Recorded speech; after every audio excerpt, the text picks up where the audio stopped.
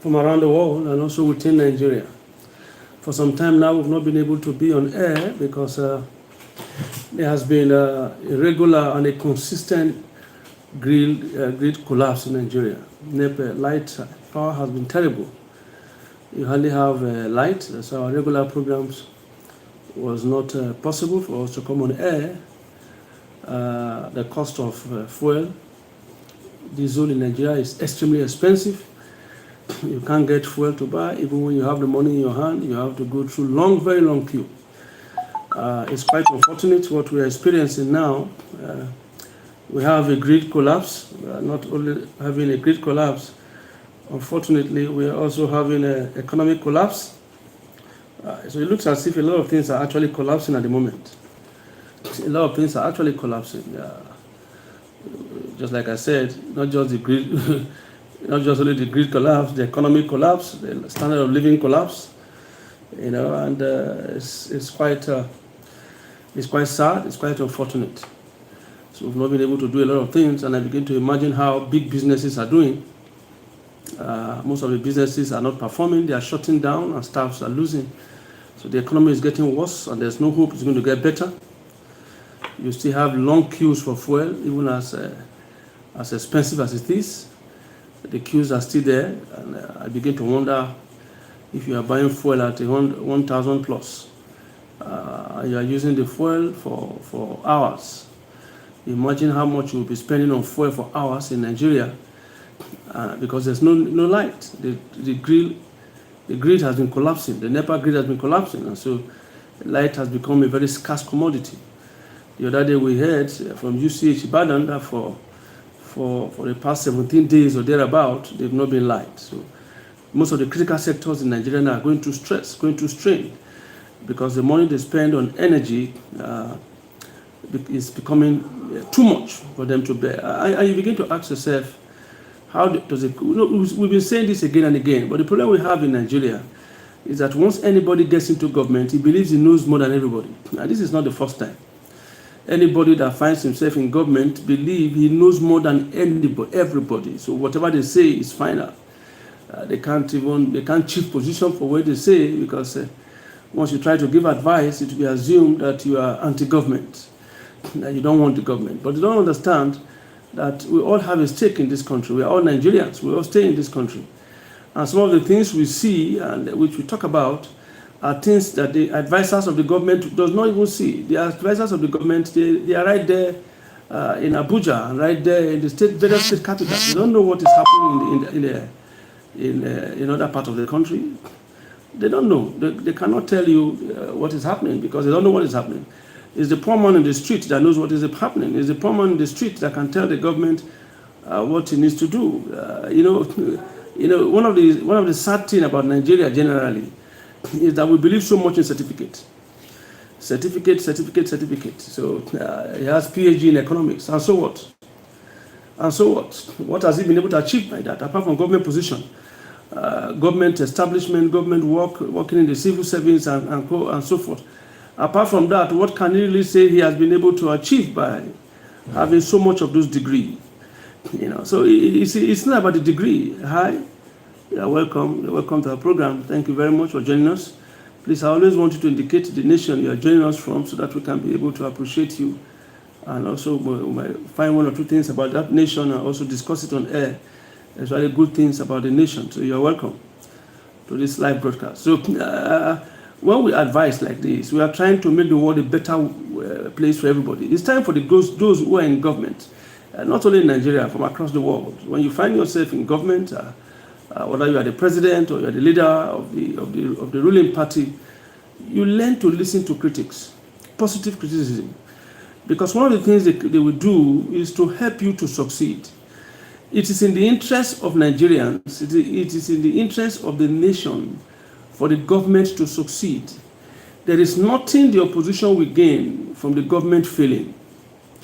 They want the government to succeed. Like for example now, I want the government to succeed for the sake of my children, for the sake of my great-grandchildren, my great-great-grandchildren. This nation belongs to us. We don't have dual citizenship. No, we're 100% Nigerians.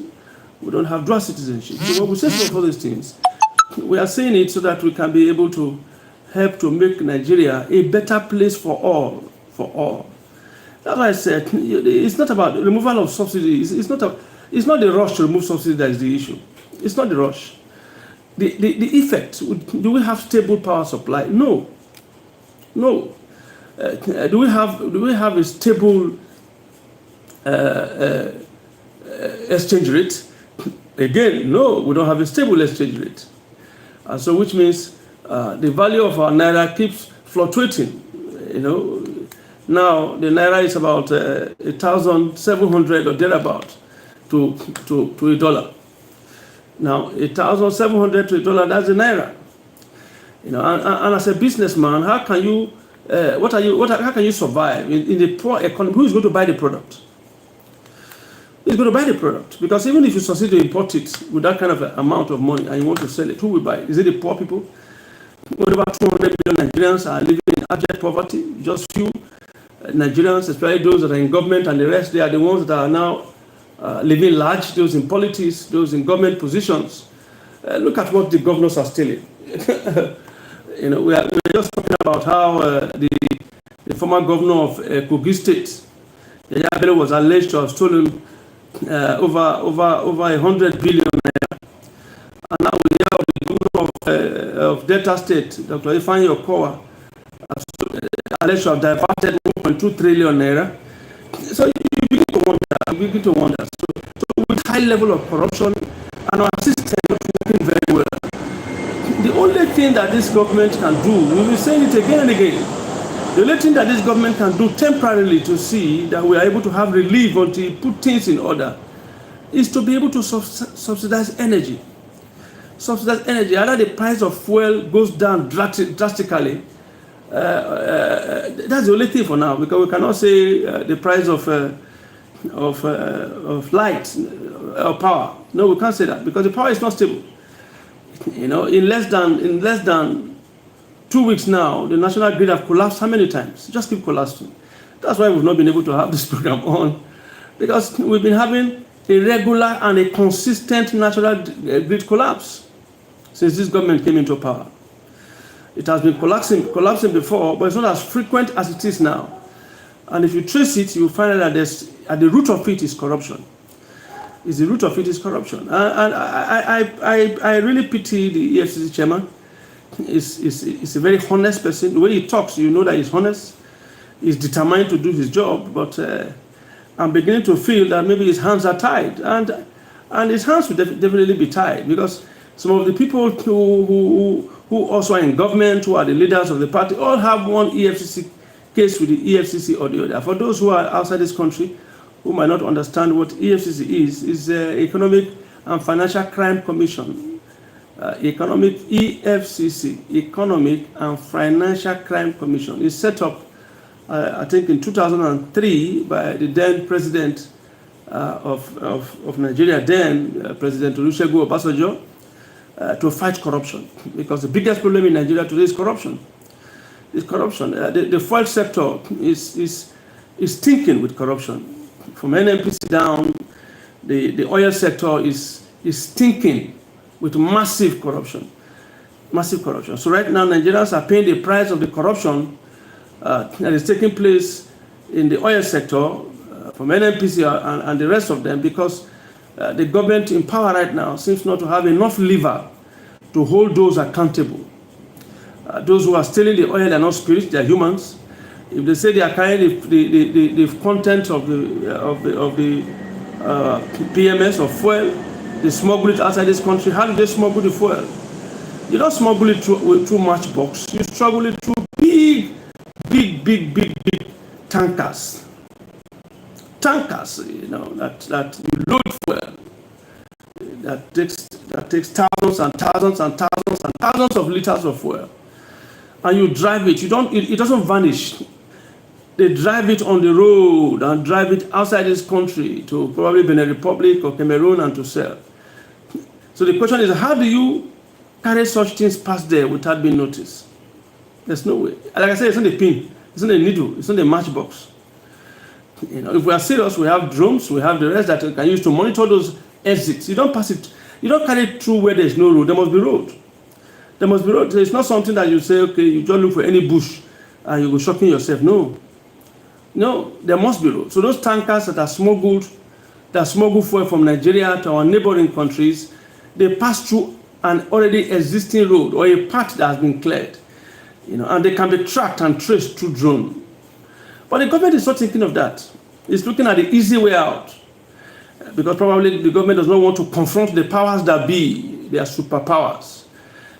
So the government is only powerful when it gets to suppressing the poor citizens.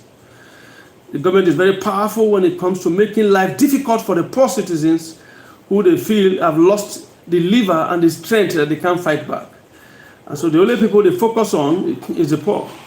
While the rich ones that are involved in the oil smuggling, the oil theft, they are still there. I don't know how many of them have been arrested and jailed. None. Somebody drove the tanker of fuel from here outside this country. Nobody has been arrested. Nobody has been jailed. Nobody has been arrested. Nobody has been jailed. And somebody also carry ship and come to pick up Nigerian crude. They will come with the ship and load the crude in the ship, and move out of this country with the loaded ship. Not one of them have been arrested. Not one. Because those who are involved in such business are very powerful people. And the government don't have the lever to address powerful people who are involved in such crime, because probably they are their friends, they are people that they know. So they just want to beat around the bush by making life difficult for the ordinary Nigerians in the name of subsidy. And now you have a power system that is not functioning, a power system that the grid is collapsing regularly. And so for those people who are in production business, those people who are manufacturers and the rest, they find it difficult for them to go on. Many businesses are closing up now and moving to Ghana. It's sad. We've been saying this again and again. For some time now, we've not been able to come on air because there's no light. The national grid, as I said earlier on, the national grid has collapsed. And the cost of fuel is extremely expensive. And so the poor ordinary Nigerians like us who may not be able to afford such level of fuel to run the system. So companies and businesses are closing down. And the government wants to develop. They want to industrialize Nigeria. There's no way you industrialize Nigeria without solving this power issue. Without taking care of the power issue, both the fuel issue, both the power PHCN issue must be addressed holistically by the government. And 2 years into this regime, one is beginning to lose hope that they can address it, because they seem not to have the lever to address it. They seem to have just the lever to address the protesting youth with flag and the rest, and so they see them as treason and blah and blah and blah, and we're detained for months, and that's just all. But those who are really involved in smuggling our oil have not been addressed. They've not been arrested. They've not been dealt with.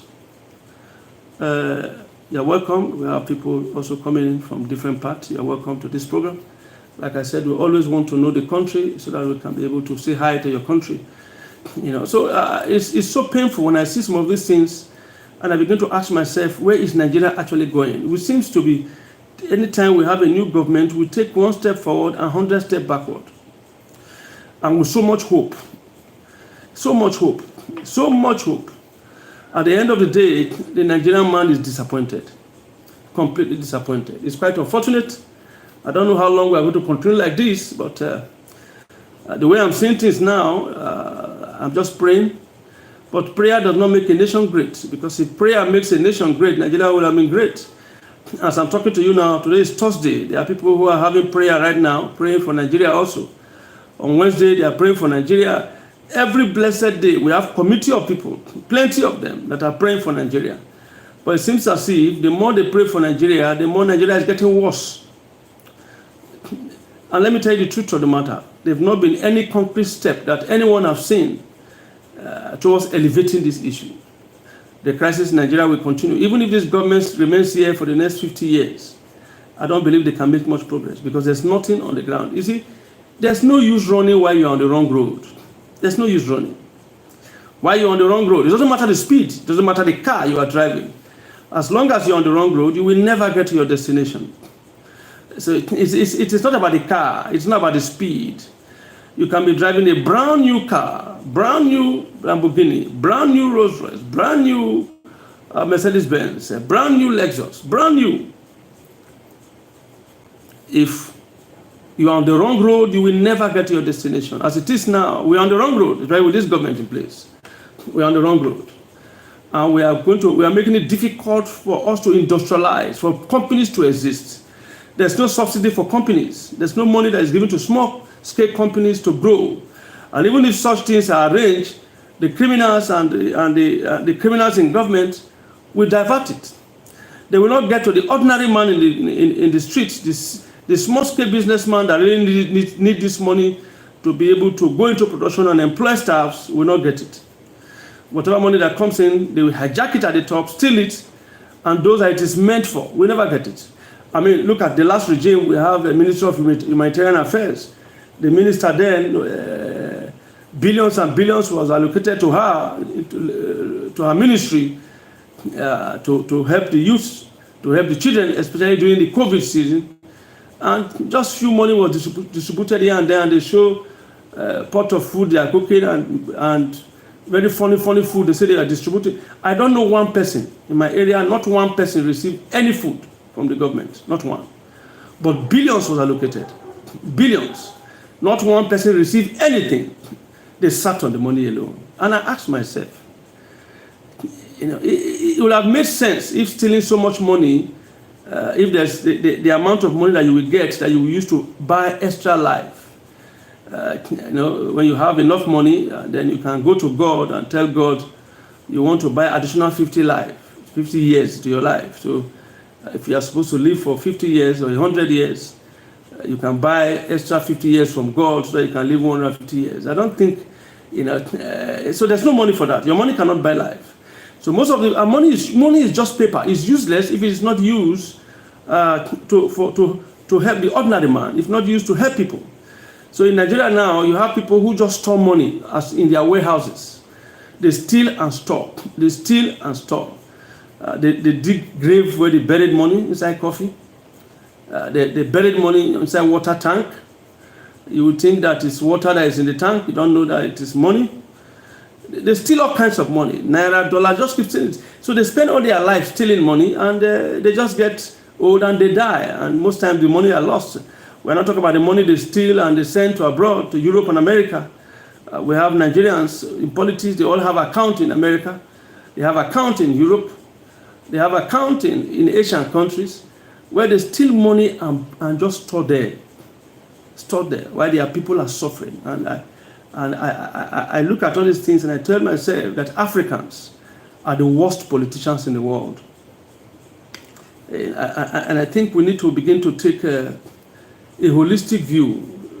Maybe doctors, scientists should be able, they should take a holistic view so they can carry out serious tests on the brain of African politicians. On the brain of African politicians, because it's amazing. It's amazing.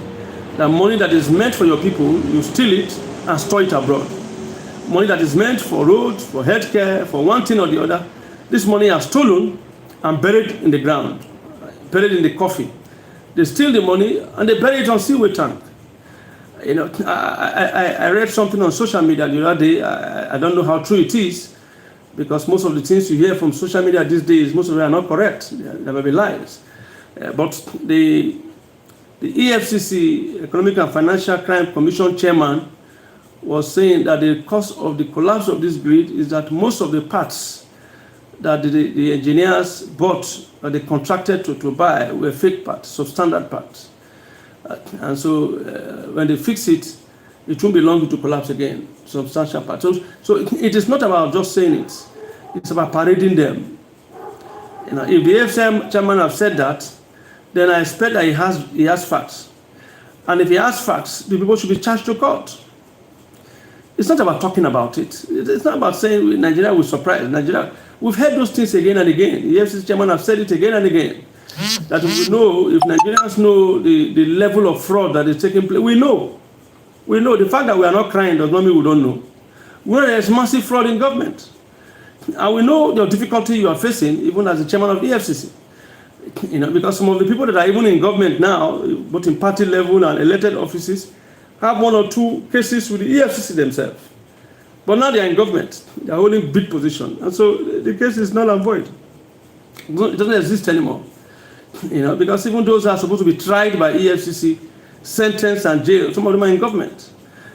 So it's not an easy job for the EFCC to do, because they have the record of these people who are in government, and they know some of them have involved themselves in one form of fraud against the nation or the other.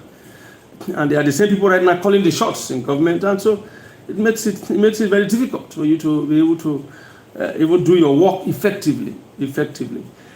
So if the EFCC are very sure that they have the list of contractors, engineers who use substandard materials to fix, to repair the national grid when it has faults, then those people should be arrested. Those people should be dealt with. Those people should be jailed. You see, except there's a deterrent, these things will continue. When it comes to the poor man, that is when our institutions are working. Our institutions are working very well when it comes to the issue of the poor man. But when it comes to the issue of the rich man, the wheel of justice seems to be riding very slow. Most times, the wheel of justice even have crash on the road, stop working. When it has to do with the poor man, it will work very fast. The speed at which the wheel of justice works when it comes to the poor man is amazing. It moves with the speed of light. But when it comes to the rich man, the wheel of justice moves slowly, and most times, as I said, it even collapses on the road and stops working. So when it comes to the poor man, it's punished. But when it comes to the rich man, nothing much is said, nothing much is done. It's always one story or the other, one story or the other, one story or the other. But we've said for years now they've been stealing Nigerian oil, and I don't know how many of them that have been arrested and jailed. If they've been arrested and jailed, tried and jailed, then you can say, okay, they've been jailed for 20 years, 30 years, 50 years. It will serve as a deterrent. But here, nobody is jailed. Nobody is jailed. They get away with it. The level of impunity is much. It is the level of impunity in the system that allows this corruption to continue. Because there's so much impunity. People just do what they like and they get away with it. People do what they like and they get away with it. So if we know that people were involved in using substandard materials to work on our national grid, those people should be arrested immediately, tried and jailed, probably 30 years imprisonment, jailed for life. Except the issue of corruption is handled with iron gloves. As long as we are treating it with kid glove, we won't make much progress, and corruption will continue. It doesn't matter the effort the president put. If corruption is still on, you will never notice it. It's just like fetching water in a basket. The basket will never be full. It doesn't matter the water, the number of jerrycan of water or bucket of water you have fetched into a basket. If the basket is leaking, it will never get full. So no matter the effort of our leaders, except we trace and handle seriously the issue of corruption, no leader will ever see progress, no matter their effort. No matter their effort, because corruption is like a basket through which they are pouring water, and we are not getting results. So except that basket of corruption is handled and treated and dealt with seriously, those in government are wasting their time. They're wasting their time. But again, like they said, Jesus said in the Bible, those that without sin should cast the first stone. And if we made that kind of statement with those in government now, I wonder how they can cast the first stone. Like I said, there are some of them that have issues, unfinished issues with EFCC. They have issues. Their names were there in EFCC for one issue or the other. And we didn't know how it ended. And now they are holding sensitive position in government. And that's the end of it. And it's sad. It's very painful. Especially when you hear one of the former governor of one of the states in Nigeria during one-time campaign years ago that said, once you join our political party, even if you no matter the level of sin and corruption you have committed, once you join the political party, your sins are over. Your sins are forgiven. The case has been wiped out, striped out. So no matter how much you steal, the only thing you need to do is to divert to their party. Once you join the party, you can keep your loot. because they will still need it in terms of in the next election to distribute money, and so you can keep your loot to yourself. The most important is for you to join our political party, and when you join the political party, your sins will be forgotten automatically. Now, if this is the kind of country we are living in, then we are very far from development. We are very, very far from development. We are just deceiving ourselves. We can never get our destination living the way we are living. Living the way we are living. Well, we want to say again, we've been following development in the Middle East. The Hamas leadership has shown willingness for ceasefire.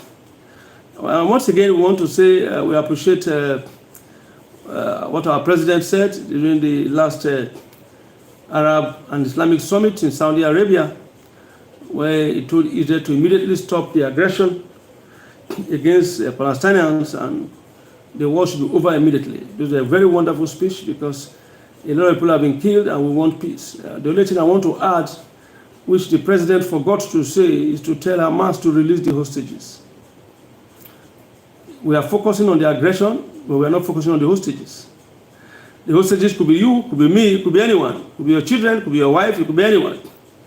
So what I expect is, as world leaders are talking about ceasefire in Gaza, I want world leaders to also talk about the hostages. We don't really know how many are remaining. We don't know the condition through which they are going through. We have seen some videos of how Hamas, the terrorist organization, have been treating some of their captives. So the world leaders should be concerned first. While you are calling for a ceasefire in Gaza, call for an immediate release of the hostages. Now, if Hamas have released the hostages, then they will have been in a better position to insist that no, ceasefire, ceasefire, ceasefire. Why? Because the hostages have been released. They've not released the hostages. We still have Americans that are there as part of the hostages that were held by Hamas since October 7th. So we have hostages who have been there for going to 2 years now. In fact, one of them just celebrated, Hamas posted the picture of one of the hostages who just celebrated his birthday. He did his first birthday there. This is the second birthday he's doing in captivity. And the plight of the hostages in Gaza is not discussed, it's not talked about by the international community. The only thing they are focusing on, Israel, stop the aggression. Israel, stop the aggression. What about the hostages? Why don't we tell Hamas, the terrorist organization, to release the hostages? These were innocent people that were in their houses, they were in their own party, they were in their environment, they didn't fight anybody, they are not military. And the terrorist organization went there, raped, killed, and took them. We are not talking about such things. It's the aggression we are focusing about. What about the hostages? If there was question and answer time, these are the questions probably I would have asked the leaders right there in Saudi Arabia. How about the hostages? We are talking about release. We are talking about we should stop the aggression. Stop the aggression. Wonderful speech. We should also insist that the hostages must be released.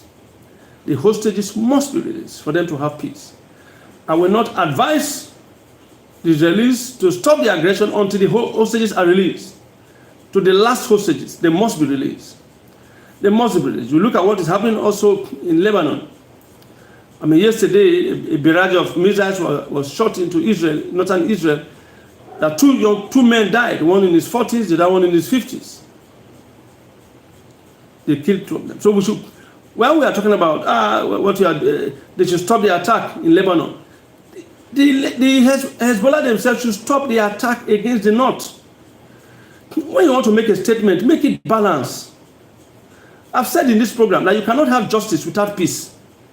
Very difficult. You can never have justice without peace. They should stop the attack. The barrage of attack is still coming in from Lebanon. It's still coming in from Gaza. The attack are still coming in. So the Hezbollah should stop. While we are talking about immediate ceasefire, which is wonderful, they themselves should stop. If they stop those attacks, then the world will be in a better place to insist that Hamas is no more shooting rockets, so shooting missiles. So Israel should stop what they are doing. But Hamas are shooting. They are still killing people in Israel. And you say the Israelis should stop. Doesn't make sense. The Houthis are shooting. The Houthis are still shooting their missiles. They are still attacking. Hamas in Gaza is still attacking. they still manage to be shooting drones and shooting missiles. Now, nothing is done and said to tell these people to stop what they are doing. Instead, the focus is on Israel. Israel, Israel, Israel, Israel. That is wrong. Instead, there should be more pressure on Hamas to release the hostages. For that is the cause of the problem in the first place. If the hostages are released, then the attack will definitely stop. If the hostages are released, then the government in the world will be in a better position to put pressure on Israel for them to stop. But the hostages are still there. The ones, even the dead body of the hostages, the living hostages and the dead bodies, they are all there in Gaza. They've not been released. Over 101 of them have not been released. What is the world doing? They will begin to focus on Iran himself. What is the world doing to tell Iran to please stop funding terrorism around the world in the Middle East? They need peace in the Middle East, not terrorism. We should stop it. Look at what happened in Amsterdam the other day where in a football match where a lot of fans, Israeli fans, were attacked, brutalized, harmed. I watched a video of how they were being beaten, and we don't need this. And this were done by radical Muslims in Europe. And I pity Europe because what they are tolerating now will backfire against them. Because some of these people, that's how they are. They come to your country to take over. They don't come to stay in peace. They come to your country with the main purpose of taking it over. They don't come to your country to stay in peace. They come to your country to take over your country. And as long as we keep quiet and we do nothing to stop this madness, this radical Islamism, which is sponsored from Iran themselves, because some Muslims are the most peaceful people you can ever live with. I have a lot of them as friends. They are very good people, very peaceful people. We only have very few radicals, and these radicals should not be encouraged. These radicals should be discouraged because the world needs to be in peace. Whether you're a Muslim, you're a Christian, we need peace. We need peace in our world. So they must handle this issue of these radicals. People who have been brainwashed and they are spreading it around the world. Anti-Semitism. Trying to make it look as if the Jews are the cause of all the problem in existence. The focus right now is on the Jews, but they are not focusing on Hamas and Hezbollah. Okay, ask yourself now, who invited Hamas, Hezbollah into this crisis? They were not invited. They felt they have a lot of missiles, they have a lot of drones that they've not used, and so they want to use them. Because the attack took place by Hamas, and it took place in Israel. So the issue that Israel has with Hamas, but after Hamas attacked on the 7th, on the 8th, Hezbollah began to shoot rockets and missiles and drones into Israel, unprovoked, uninvited, because they feel they have a lot of ammunition and they need to use them.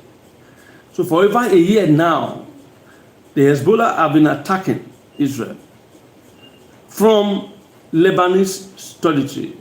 And we have a lame duck Lebanese leader at the moment who cannot address the issue. Doesn't have enough army. He doesn't have the right kind of army to be able to tell Hezbollah to stop what they are doing. No. The UN that they even sent there to the same thing. They've not mustered the courage to tell Hezbollah to stop what they are doing. We have a United Nations resolution that's told Hezbollah where the boundary they are supposed to be, right there in Lebanon. But this resolution was not kept by the Lebanese, by Hezbollah. They're not kept. It was violated. And the UN were there, they did nothing about it. Now, Israelis are trying to enforce that resolution. Enforce that resolution. So please, I want to say, we should spend time also, while we are talking about the Israelis, we should spend time also condemning what Hamas and Hezbollah they are doing. We don't need this kind of world. We want a world where peace reigns supreme. Whether you're a Muslim, you're a Christian, we must live in peace. We must do what is right for us to be able to bequeath the right kind of values to our children. We must be seen as being doing what is right. Not talking about what is right alone, but doing what is right. I would not like to conclude this broadcast by also looking at the American situation. Already, Donald Trump is appointing his cabinet, those that will work with him. I look at it and I begin to look at Nigerian election in 2015, 6 months after the president won the election, 6 months after he was sworn in as president, we are still looking for ministers. The president did not appoint any minister. You see, when you see people that want to work, you know they want to work. You see jokers, you know they are jokers. 6 months after being sworn in as president, there was no list, there was no cabinet list, nothing. But right now in America, we have a man who just won an election. He will be sworn in around January, so he still have about 2 months before he will be sworn in as president. He's already working on his cabinet.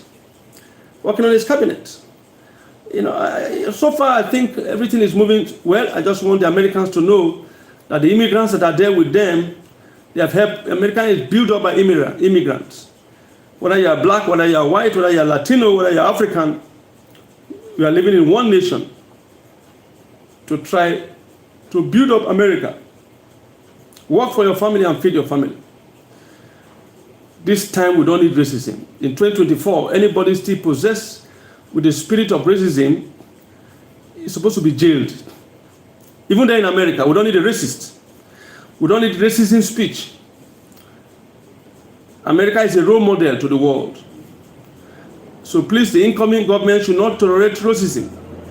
The man in charge of border should not tolerate racism. Those who are in America now legitimately and working legitimately should not be harassed. Because America needs workers. You need the right kind of people. The Americans themselves, most American youths themselves are lazy. They are not educated. They are not that intelligent. So they should remember that talking about sending immigrants away from America, who will do the job? Is it the lazy boys in America and lazy girls who know nothing apart from smoking and taking Indian hemp and living terrible life? You want to change from living a life, you want to change from man to woman, change from boy to girl, change from girl to boy. These are the things they just do. They are not hardworking people. The American youths are not hardworking. And so the hardworking immigrants that are there should be left to work, because it's all about building America that will be conducive for all.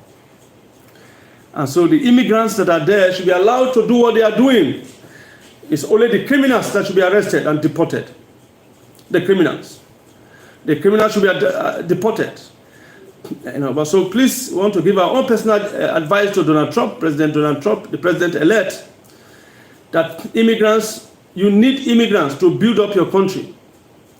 They are hard workers. The working class ones, they want to work. Your own white Americans, the young boys and young girls, they are not educated. They don't go to school. And they don't want to work. It's unfortunate, but most of them are living a lazy life.